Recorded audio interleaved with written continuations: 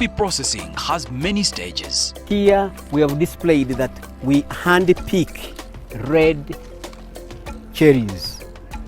We don't stripe, we hand pick red cherries. After we hand pick the coffee, we brought them to the central place where we turn red cherries into parchment. And this is done still in Chikobero, at Chikobero wash station. The cherries are brought from the garden to the wet mill. The parchment is brought from Chikobero wet mill to the milling, where we turn the parchment into green by milling and peeling off the husks. And this is graded green. Then when we finish grading, we take it to Makerere Agriculture Institute in Kabanyoro for roasting and grinding and packing. And now there, your coffee is ready for the cup.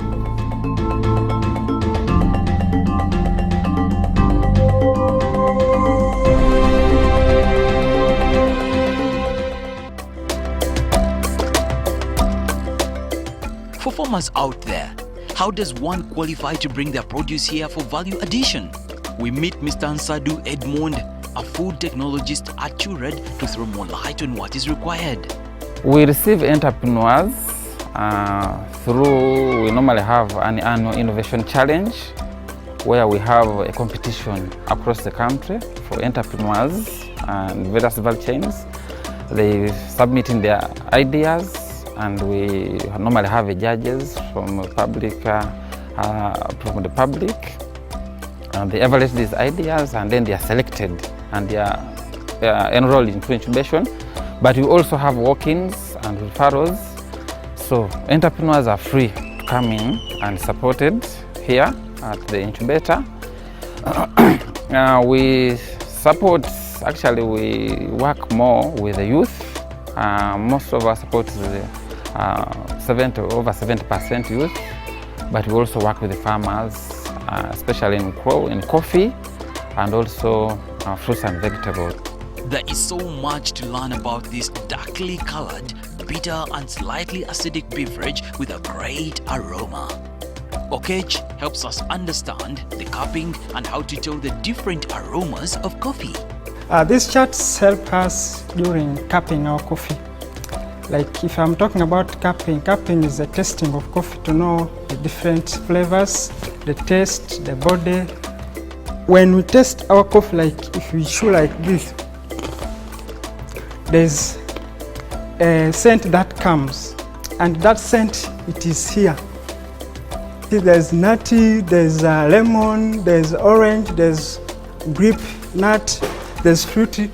When the coffee tastes like soybeans or granite, that coffee is nutty. So this one, as I can smell, I feel the chocolate, dark chocolate. So that is called, it's also chocolate. As you can see from here, there's this. So there's a coffee which tastes fruity, like jackfruit, like orange. Every coffee has its own taste, or depending on the different regions. Like coffee from Bali, it is fruity because of the high temperature. It is in the hill, yeah, it tastes fruity. So the coffee which is nutty, those are the coffee which are in the lowlands like Robustas. That's where you feel the nutty press. Yes, Masaka, lowlands. The coffee which is in highland is fruity. Those people like doing washed coffee. They wash their coffee like this gentleman used to wash his coffee. Washed coffee is a coffee which you harvest it. After harvesting, you sort it. After sorting it, you put it into water or anything. You ferment it like for 24 hours or 48, depending on where you are. So if the coffee is over fermented, there's that scent which it brings. And that tastes, that scent is not good. So it's recommendable that you should not over ferment your coffee. The taste will come out badly. So this fermented coffee tastes like wine.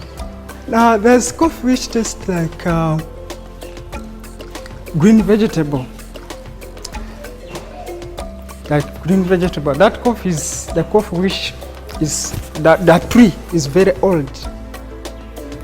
So it is recommendable for you that if you have an old tree of the coffee, you need either to slash it and grow up again, or you uproot it and plant a new one, because your coffee is going to taste like a vegetable, which is not good. There's burnt coffee. Burnt coffee, this tastes bitter, especially when you over roast your coffee. Somebody may say, I want dark roast. And dark roast does not mean that you have to burn the coffee. There's a stage where you reach and you release it before it got burnt, because that one tastes bitter. It has a lot of smoke in it because of over roasting. So that is burnt coffee. As I told you, look up the coffee. You smell, you taste it. Like for you can smell this and you tell me how it is smelling. Despite the unbeatable quality of this coffee, Martin still found it hard to penetrate the international, let alone local market. Every time when I first heard about coffee market and read of these things and see things of stories, free trade and doing trade on every platform and internationally, you may think they mean what they say. Actually, it is tougher in practice. When I first saw, I identified the market in the UK, and I talked to very serious buyers, and they liked the coffee. But what is bad about it is bad competition. What is bad is about bad competition. Most especially the big boys in the industry. They don't look at us locals as people who can own the product, really. But I would like to say, I believe in the ideology bottom up. I don't believe in the ideology top bottom, because for me and Chikobero to succeed, it is because of Chikobero farmers, who are the primary processors and the producers of the cup of excellence we have. Now, because we produce a cup of excellence, the people who buy our cup want to own the production. I think that is where the challenge is. We should, if I had the opportunity to discuss matters with the policymakers, I would clearly like to see that producers and buyers or traders have demarcations. That producers remain producers and the traders remain traders. His ideology of bottom-up kept him going, aiming at producing excellence. Because of his very good quality coffee that originates from the beautiful soils of the mountain, Martin still has qualitative market across the world. We've sold our coffee to Germany. This year, we sold our coffee to Czech Republic, and our market is continuing to grow. We are in discussions with South Africa, and the biggest and the most exciting is the Singapore market. I have just signed a contract with Singapore, and they are signing a contract of taking our finished coffee, roasted coffee, which is a fundamental thing to us.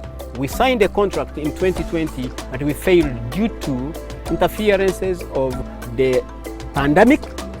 But they came back and said, we are interested in your coffee, we like it, we can't find it anywhere else. And we signed again 2021, but again we failed to fulfill it. Yet they came back at 2022 and we signed again, and now we are working on that. Asked about the local market, Martin was quick to mention that there is still a bit of it. The local market is more interesting. Many people, we are trying to educate the local market. I think the task we have is to educate the local market, like we've been doing, to the farmers to produce, to know their quality of coffee and to produce it. Now, farmers know exactly what they produce and they are very much interested in it. Now, we are going to consumers in the local market. They believe that things imported are better. And that is the misguidance they have. We need to work on telling them that actually the people who are importing coffee to us are fighting to take our pure coffee. The coffee I pack as Chikobero is pure and the highest grade, but my undergrade, I sell them to people who put it into soluble coffee and bring back. The biggest challenge is that they do not know what we have. But as Rosie, you begin to explain things to people, I think they begin to understand the power of the real coffee we have. Now, you've asked me where we are selling our coffee. Our coffee is in supermarkets. Our coffee is sold in coffee shops, and also we've just been we are in the final stages with Total, and we intend to put our coffee in every Total shop in the country. The people came from Czech Republic to buy coffee from me, and they wanted more than what they took, but I didn't have coffee. I gave them only 120 bags, but they would have taken 320, which is our entire container. I had people from New York wanted a container of coffee I did not have. But if I, for example, this season, I want to prepare 5 containers of coffee, which each container is 19,200 kilograms, which translates to 320 bags. Now, I do not have the money to produce that coffee, but that's what I want.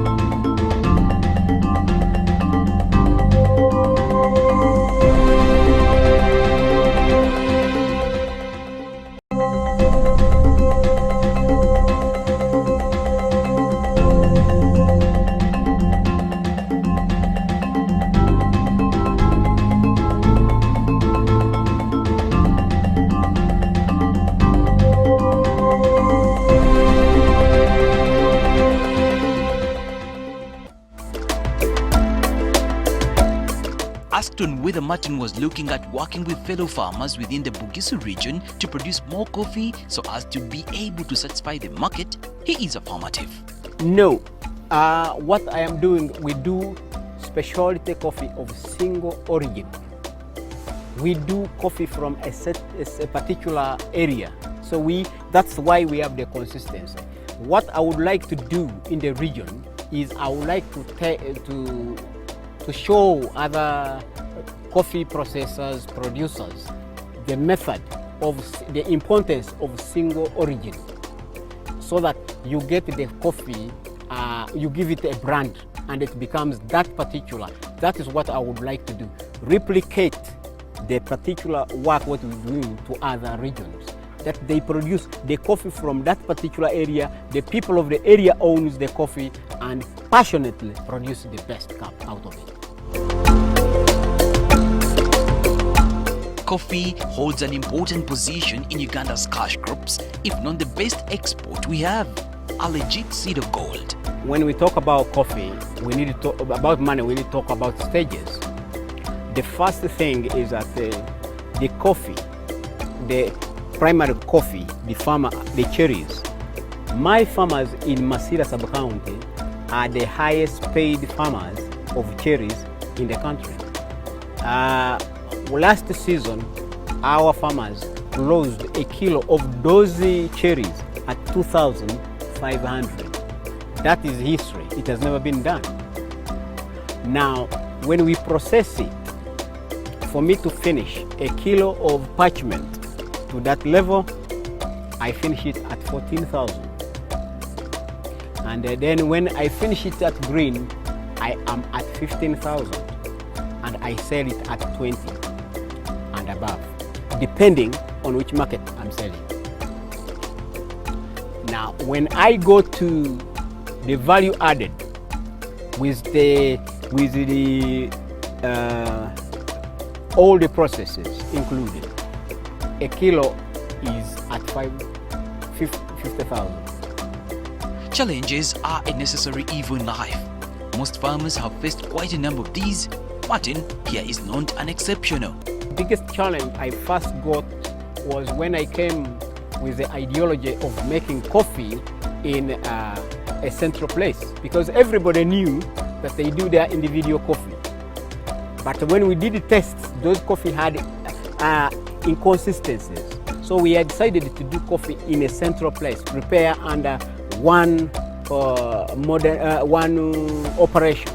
And to make farmers agree to that was a challenge. Because in Bugisu, people are so individualistic. They are very independent. To woo them that we're going to do this, but after testing the price and the price, we are getting there. So what we are doing is to train farmers to produce coffee and to know that this is a work that they should be passionate about. And also the challenge is in Bugisu, from the month of October to February, they are called bright days.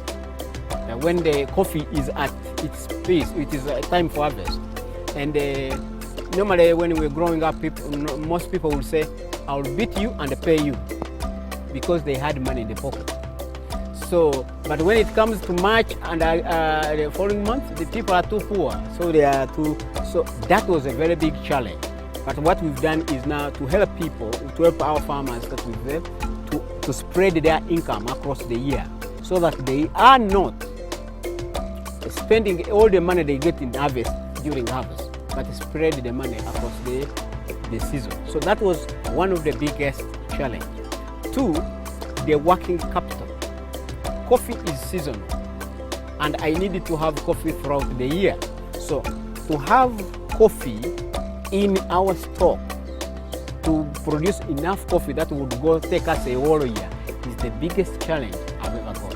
And everyone who wants to give us money wants to make us slaves. That is not like the ideology I say, because someone told me at one point, says the one who has the gold is the boss. So our biggest challenge is actually capital. But among the other challenges is infrastructure. Getting from Mbale, where I live, and where I connect the world to my disconnected village is a challenge.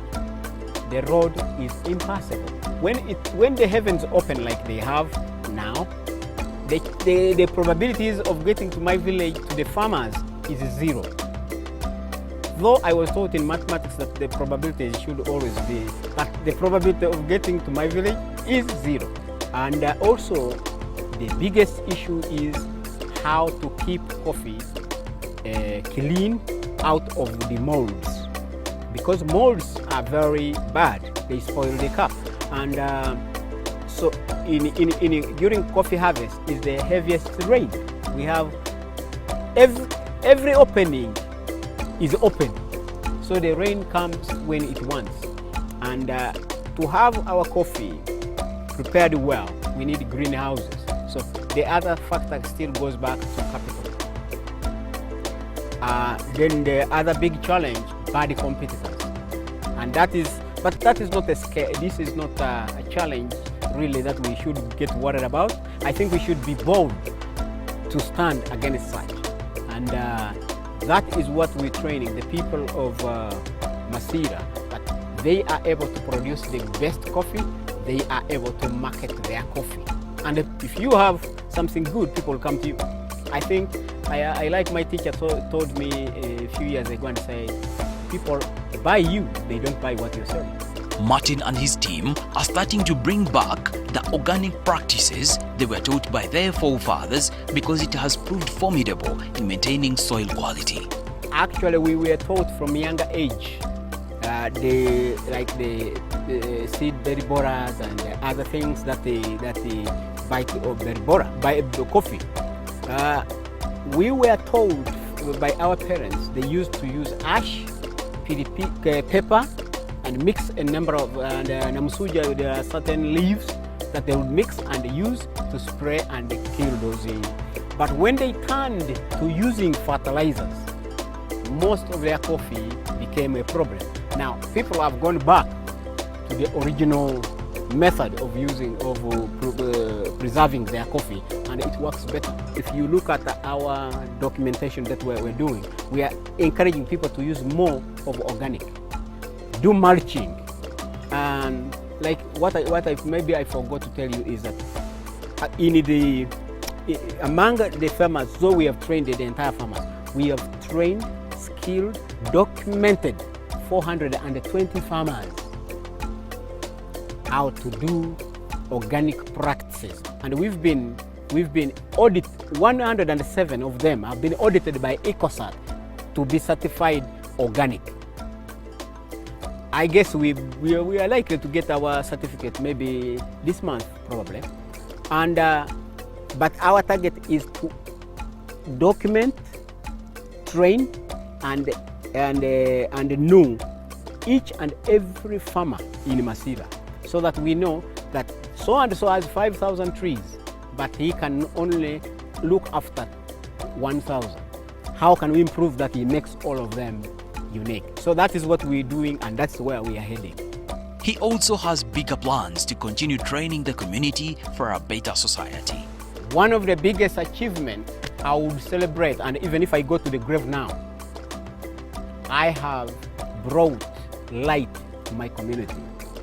It was a darker community that no one was. Actually, people used to call us people from the Madodoa, which means people from the smoke area. The wood we used were smoke. That's what we only knew. And education was as difficult. I can tell you personally, I sat for primary living education in 1986 when the president came into power. And until 1990 is when I went to secondary school. That is because the money, people to earn money was as difficult as it is.